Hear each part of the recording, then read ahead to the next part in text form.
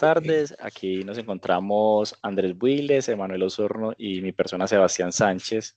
En este podcast que queremos pues como hablar un poco de esta actividad número 3, donde pues abordaremos obviamente sobre la temática del curso y hablaremos básicamente pues de dos conceptos, uno que es la administración de procesos y otro que es la administración de memoria, ¿cierto? Entre todo esto, pues, obviamente, todo ese marco digital de computadoras, tablets, celulares, hay mucha información y obviamente que es muy competente, pues, como para cada uno de esas definiciones. Pero en la lectura, digamos que me quedó pendiente, pues, como querer como definir un poco más el tema de la administración de procesos y quería, pues, como preguntarle a uno de los compañeros, no sé si de pronto Emanuel nos puede como ayudar a definir un poco más esto, porque dentro de lo que yo entendí, creo que quedé con lagunas, entonces no sé si de pronto Emanuel nos puede ayudar.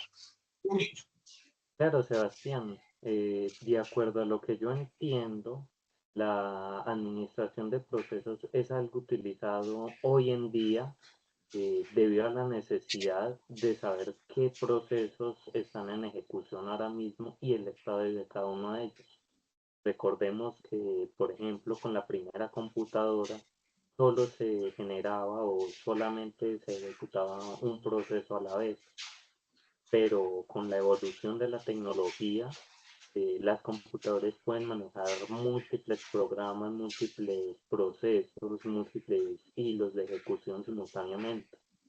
Pero para saber exactamente qué se está ejecutando, qué recursos se está consumiendo, necesitamos saber cómo administrar. Y como tal, eso es lo que es la administración de procesos, una ayuda para saber qué se está ejecutando. Y Emanuel, digamos que entre lo que vos nos decís ahí y entendiendo pues como esa complejidad en tener ese esquema pues de ejecución, podemos digamos que diferenciar porque es algo que yo también pues como que estaba revisando en el documento y no entendía muy bien cuál era la diferencia entre el programa de hilos, entre el programa e hilos de ejecución, esa parte como que quedé como inconclusa. Claro, como tú mencionas, yo lo dije anteriormente.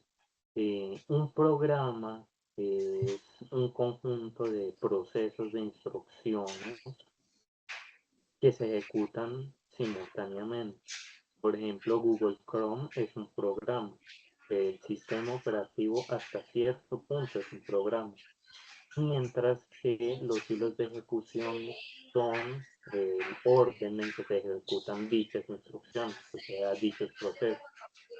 Eh, por ejemplo, mientras Google Chrome está activo, está la recolección de datos, está el que se encarga del proceso que se encarga de la interfaz gráfica, también está el proceso que conecta con el servidor y demás.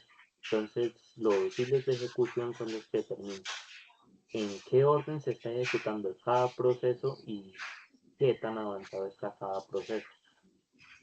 Listo. Y vos con lo que nos mencionas ahí, pues entendiendo esos órdenes y todo, nosotros como usuarios podemos o tenemos el control sobre el dispositivo y sus procesos. ¿Podemos decir eso o no? Tenemos y no tenemos acceso. Existen dos modos principales.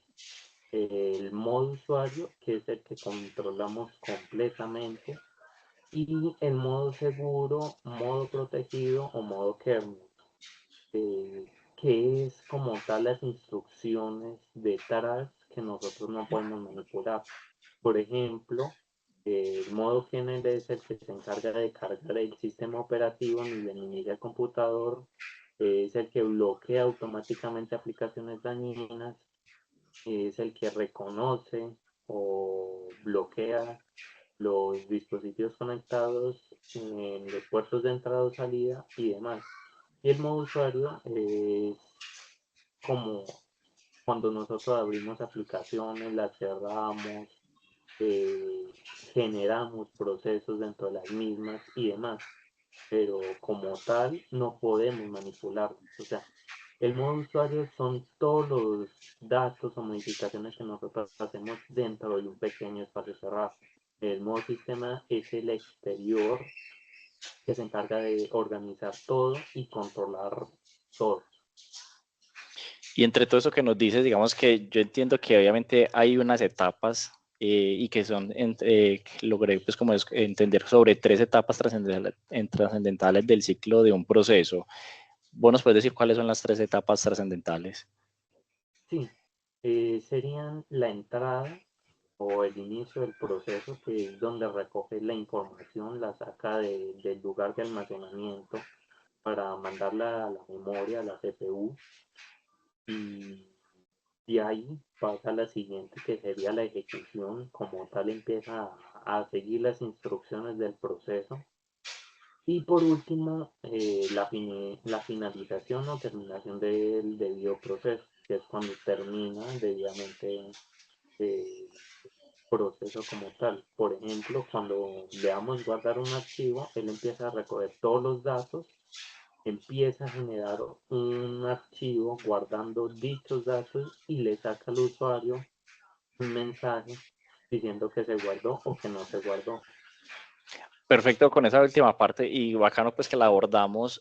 Vos me puedes decir, y yo te lo pregunto así como muy puntual, es, ¿todos los procesos terminan igual o pueden ser diferentes en su terminación?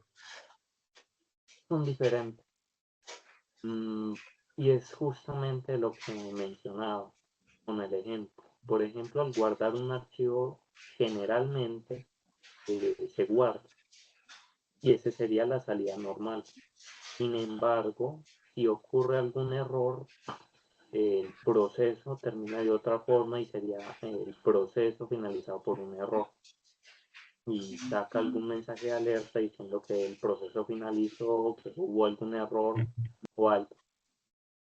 También existe, por excepción, que es cuando directamente todos los procesos fallan, el programa como tal falla, y para evitar un daño crítico se fuerza a que el proceso se termine, aunque en algunos casos se puede restaurar. Y por último, existe una finalización por orden, es decir, un proceso superior le obliga a otro proceso que se finalice. Este generalmente tiene relación con el anterior. En el caso, por ejemplo, del Windows, que alguna aplicación tiene un problema, no abre o demás, y aparece la ventana. La aplicación no responde, quiere cerrarla forzadamente. Entonces, si uno le da sí, ese proceso tiene prioridad sobre los que se están ejecutando antes. Entonces, los obliga a finalizar. En casos críticos puede causar daño. Por ejemplo, que la aplicación deje de responder completamente y a menos que se reinicie el dispositivo no puede ejecutarse, como puede seguir normal después de una finalización forzada simplemente. Súper, yo creo que ha sido pues muy claro a las personas que nos han escuchado pues acá y creo que eso nos ha ayudado pues realmente a dimensionar un poco más sobre esa administración de procesos, pero hay algo que también yo he escuchado mucho hasta en donde yo trabajo y habla mucho pues obviamente esa ejecución casi que en el mismo tiempo pues de varios procesos en simultáneo y ellos hablan y mencionan mucho todo el tema pues de procesos por concurrencia. ¿Qué sabemos de eso? Pues yo sí leí un poco, pero no sé, quisiera saber como un poco más tu opinión. ¿Qué sabemos de procesos de concurrencia? Los procesos de concurrencia son los diversos procesos que se ejecutan simultáneamente, como tú acabas de decir, y es algo que solamente ocurre en las computadoras de hoy en día. Eh, y es que diversos procesos mm, quedan en pausa y van rotando su funcionamiento para evitar que se estanquen o se bloqueen. Por ejemplo, en la recolección de datos, el Google Chrome, por ejemplo, empieza a recolectarlos, luego le da paso al sector de búsqueda, luego le da paso al de interfaz gráfica y siguen funcionando simultáneamente, pero la prioridad va cambiando. Esto tiene sus ventajas y sus desventajas. Por ejemplo, puede llegar a bloquearse, que para ello lo que se trata es de predecir eh, ciertos tiempos de espera para ver si responde o no el proceso. También pueden bloquearse los procesos entre sí, puede haber problemas al adquirir recursos o demás, pero a su vez la ventaja es que al haber varios procesos simultáneos se puede identificar cuál es el que tiene el error y evitar que todo colapse.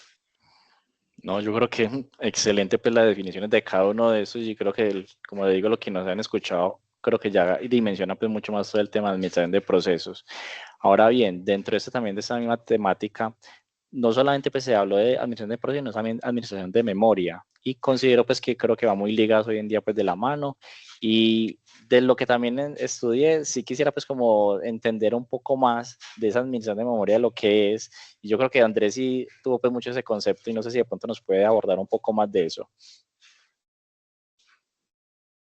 Sobre la importancia de la administración de memoria, para garantizar que la memoria se use de manera eficiente, necesitamos asegurar el administrador de memoria nos permite garantizar que el uso de la memoria tenga un uso eficiente, asegurando varios procesos de manera eficiente, optimizando la memoria y aprovechando espacios disponibles.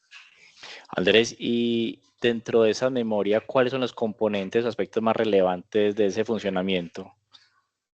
La memoria en la CPU, el caché, la RAM y el almacenamiento secundario. Excelente, no, yo creo que súper bien esa parte ahí. Y el objetivo en sí de la memoria, pues yo entiendo pues mucho lo que está ahí, pero ¿cuál es ese objetivo como principal que se compone de la administración de esa memoria?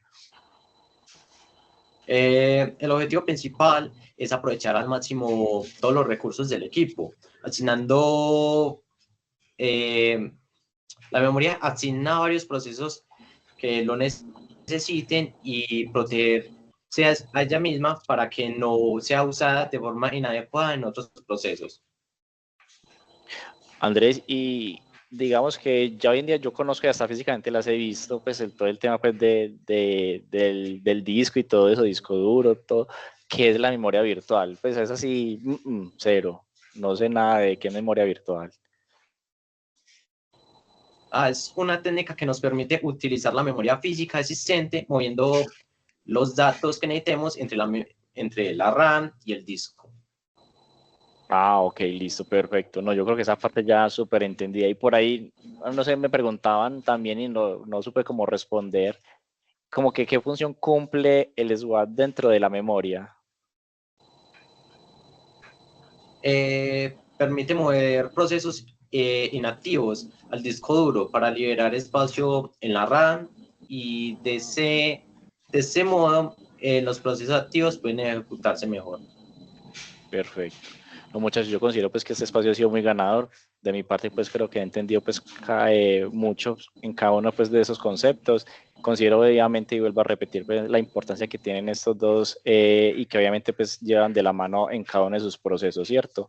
Creo que a las personas que nos vienen escuchando obviamente también queda claro y cada una de sus definiciones, sus componentes, obviamente pues como las principales funciones que en estas tienen.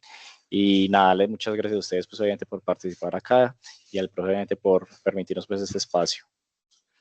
Sí, yo le agradezco al compañero Andrés por darnos esa explicación sobre la memoria, puesto que yo tampoco la tenía muy claro. Yo entiendo todo lo que es los procesos, pero no tengo una idea muy clara de lo que es la administración de memoria. También un gran agradecimiento a ti, Sebastián, que nos ayudas también a comprenderlo y fuiste el que nos comunicó, el que hizo todo este proceso para que todos aprendamos más.